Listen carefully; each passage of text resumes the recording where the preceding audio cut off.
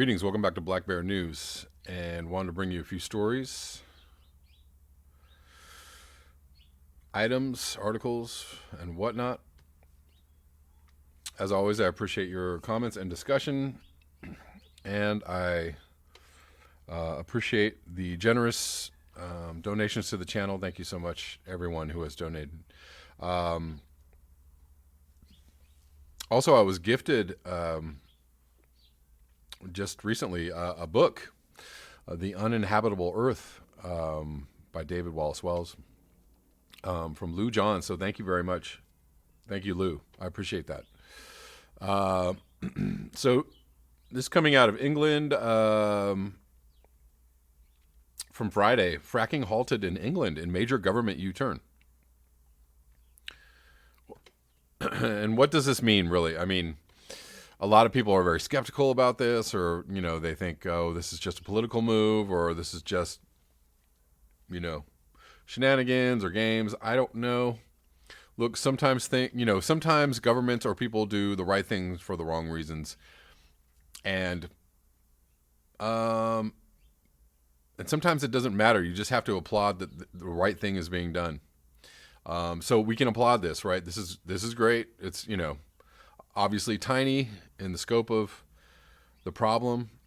It's one country doing one move in the scope of the problem. Obviously, fracking is extremely destructive as an industry, as a process. It's not something that anybody wants to have in their backyard.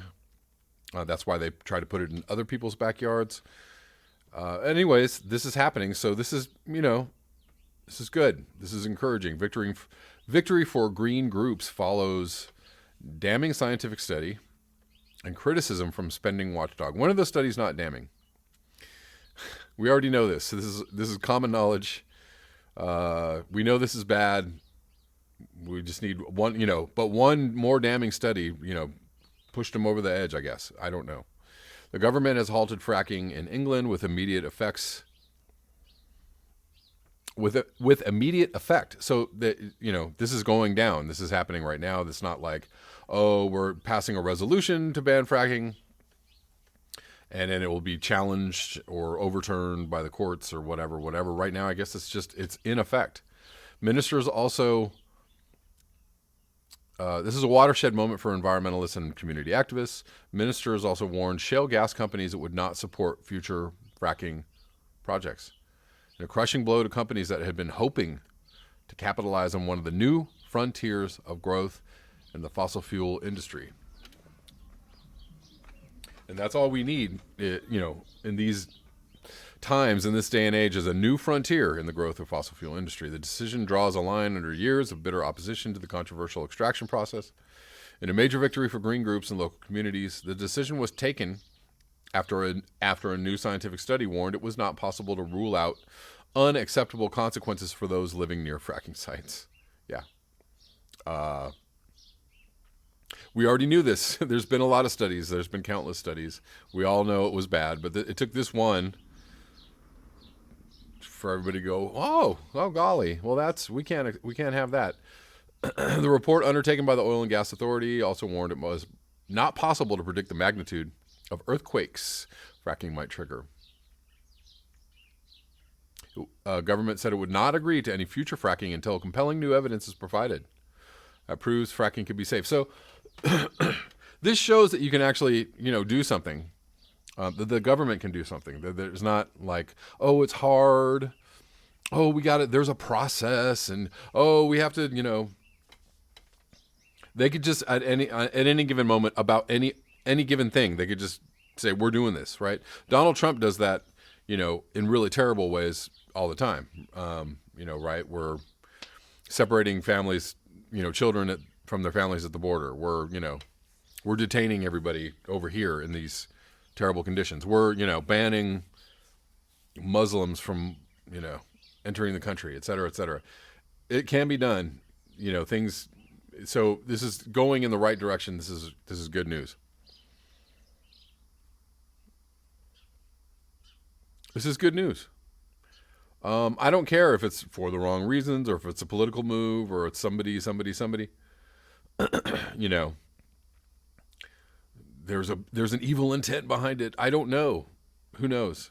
We can debate and discuss that all day, and I'm happy to do that. I hope people will do that in the comment section.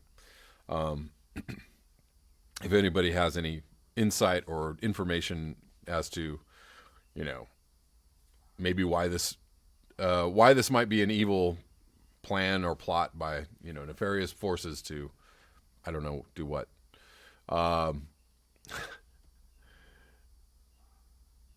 Anyways, how did this come about, though?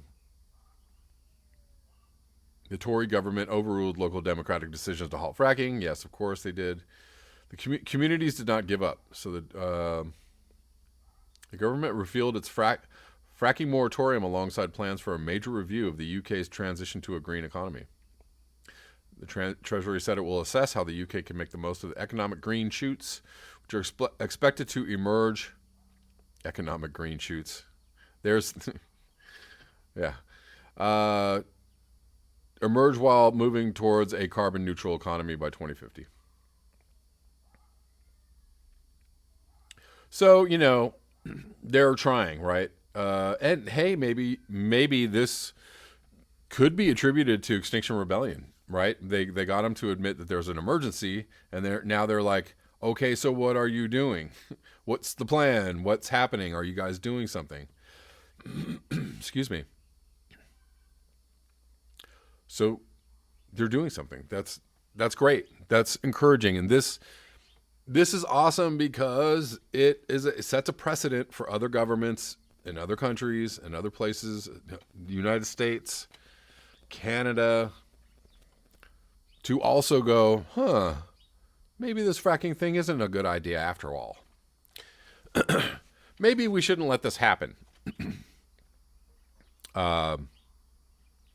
Meanwhile, people are getting jailed for protesting pipelines, and communities are going out of their, doing all kinds of stuff to stop fracking and trying to get measures passed, and they keep getting overturned in courts. No, we can't allow this good thing to happen because there's money to be made. By gum. Anyways, moving on to this last story, kind of, we already know, everybody knows that Exxon knows, and Exxon knew. Former Exxon CEO Rex Tillerson says climate change a real issue with us forevermore. Quote the Raven. Tillerson said that the company knew for years how global warming was a significant threat. It's rare for a current or former leader of one of the world's largest energy firms, to testify under oath about climate change. That's why a New York courtroom was packed on Wednesday to see Exxon Mobil corporate chief executive officer Rex Tillerson take the witness stand and explain in the context of a securities fraud trial that the company knew for years how global warming was a significant threat. We knew it was a real issue, said Tillerson, 67. We knew it was a serious issue, and we knew it was one that's going to be with us now forevermore, and it's not something that was just suddenly going to disappear off of our concern list, because it was going to be with us for certainly well beyond my lifetime. Tillerson, who resigned in 2016 to become President Donald Trump's first Secretary of State, was testifying in a trial over a lawsuit by the New York Attorney General. The state alleges Exxon intentionally misled investors about the way the company accounted for the financial risk of climate change. Tillerson rejected the claim, but also took the opportunity to weigh in on the existential threat of global warming. Well.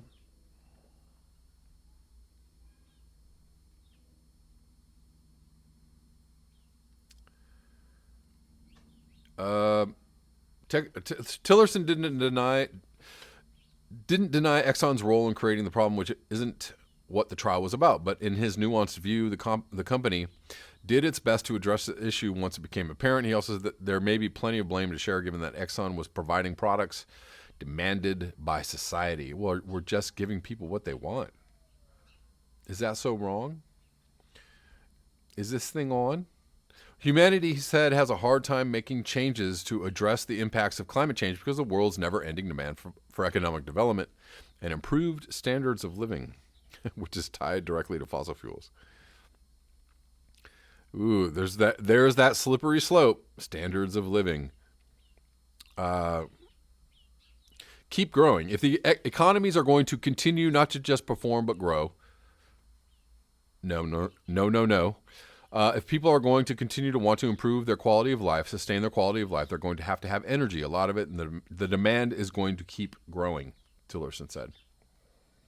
So there's this natural tension between the desire for growth and fixing climate change. And that's really the challenge that policymakers and legislators are confronted with, he said. Well, isn't that very nuanced and reasonable? I'm going to link this below. I'm not going to read any more of this.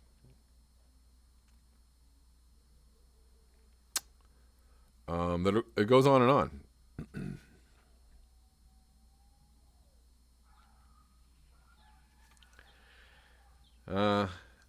Well, one more thing. He said, we took the issue quite seriously. We recognize the risk of climate change, and we recognize that it was becoming increasingly important to society more broadly, and that policymakers and legislators were going to be responsive to their constituents and to the concerns of society. Or were they? What if Exxon is supporting those politicians, those legislators, those policymakers? And they would begin to want to find ways to mitigate, if not reverse, the effects of climate change. Yeah.